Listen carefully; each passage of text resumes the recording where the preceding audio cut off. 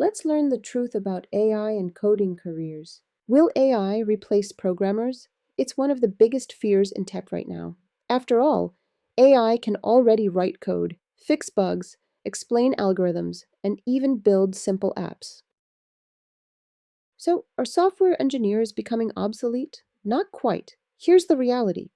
AI is great at generating code, but software engineering is much more than writing code. It's understanding user needs, designing complex systems, and making trade-offs.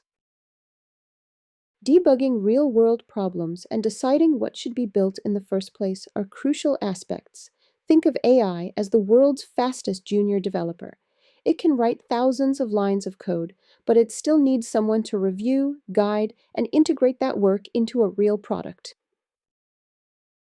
In fact, many companies are finding that AI doesn't replace programmers. It makes good programmers dramatically more productive. The role is changing. Instead of writing every line manually, engineers are becoming architects, reviewers, and system designers. So, will AI replace programmers? Probably not. But it will replace programmers who refuse to learn how to work with AI, because the future doesn't belong to programmers or AI alone. It belongs to programmers using AI.